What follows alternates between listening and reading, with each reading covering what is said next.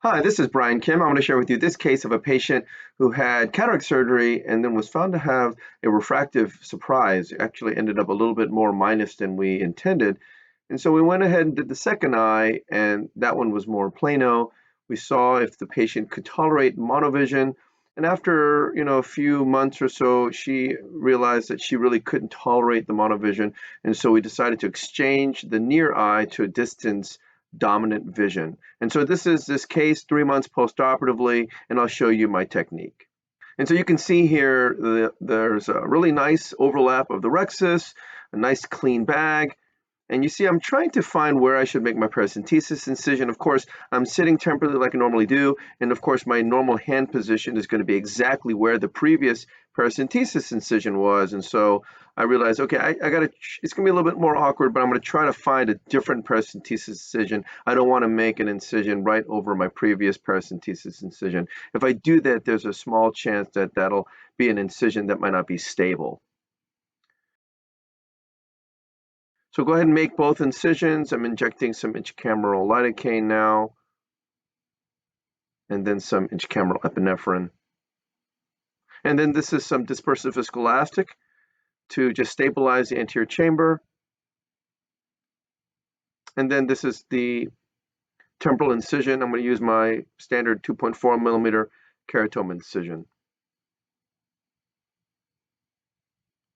I'll make a vertical groove, place the blade into the deep part of groove tunnel, and I'm going a little bit deeper actually, so in case I'm intersecting that previous incision. This is a 30 gauge needle mounted with some dispersive viscoelastic with bevel up.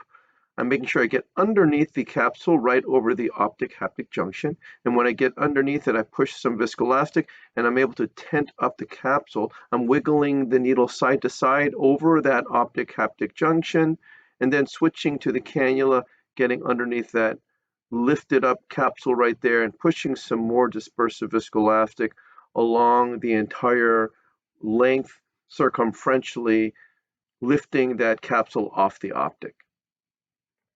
I used up the viscoelastic, so I had to switch cannulas and another syringe of the viscoelastic, getting again underneath the capsule and off the optic, gently pushing some more of that dispersive viscoelastic to lift that capsule off the optic.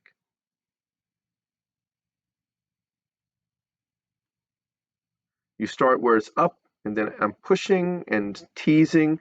I'm manually splitting the anterior capsule off the optic, but I'm also pushing the viscoelastic to separate the anterior and posterior capsules.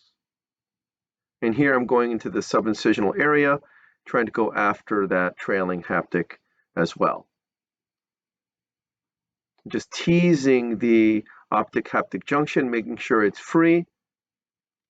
And here, this is actually cohesive viscoelastic. I switched to a cohesive cannula, and I'm going underneath the optic and pushing some viscoelastic just to push that posterior capsule back. And once you get that cohesive viscoelastic between the posterior capsule and the optic, it actually helps also tease that lens off the capsule as well. And so this is the Sinskey hook. You can see very gently I'm able to pop that lens out. There's not much fibrosis at 3 months. So I'm able to dial that leading haptic up into the anterior chamber and then do the same thing. Again, these gummy lenses, single piece acrylic lenses are really easy to exchange because of the gummy nature of the lenses. And so these are the MST microforceps and scissors. This is a serrated IOL holder as well as the scissors. I'm using the scissor with the teeth close to lift the optic so I can grab it with the forceps, grabbing and cutting. I have a good grip with my left hand and I'm cutting all the way across. Remember, I put some cohesive viscoelastic already to push that posterior capsule back. I'm using this scissor to help disengage the forceps from the lens. Remember, when it's serrated, it tends to grip it. And so even when you release it, it doesn't come off. So I'm grabbing the right side first because of the orientation of the haptic. It's able to collapse on itself without causing any trauma as I'm pulling the lens piece out. That haptic's able to fold and collapse downward away from the cornea. And again, it's a very gentle technique doing it this way. With this left side remaining half of the lens, I'm going to twirl it clockwise 180 degrees. And so you have the Sinski in the left, you got the forceps in the right, and I'm just going to twirl it, pushing it and twirling it so that I can get to that edge of that lens piece of the optic so that the haptic can collapse on itself without doing any unusual flipping or moving as I'm pulling the lens out of the eye. You saw the lens haptic again collapsed on itself, again not touching the cornea, fairly atraumatic technique. Filling the bag with the cohesive viscoelastic, double checking the lens power, making sure it's set the way I want to for plano. Injecting the single piece acrylic lens into the capsular bag, going in with irrigation off, activating irrigation now, disengaging the haptics off the optic, tilting the optic and getting under it, rotating it 90 degrees clockwise, removing all the viscoelastic from within the bag, repositing the optic back down. Both haptics are clearly in the bag and look great.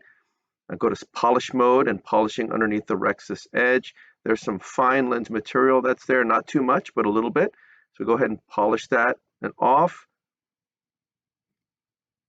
Getting underneath the lens, switching to polish mode and removing any potential lens material that's stuck there. Switch to visco mode and removing all the viscoelastic from the anterior chamber, and then I'll hydrate my incision. So again, you saw that I was able to bisect this lens. This is a refractive lens miss. We're going to do it in the bag IOL exchange, a single piece for a single piece. All you have to do is make sure you get underneath that capsular rexus edge. I used a 30 gauge needle with some viscoelastic. Get underneath it, bevel up. You're able to very carefully get underneath that area and wiggle side to side, free that capsule off the optic, push some viscoelastic.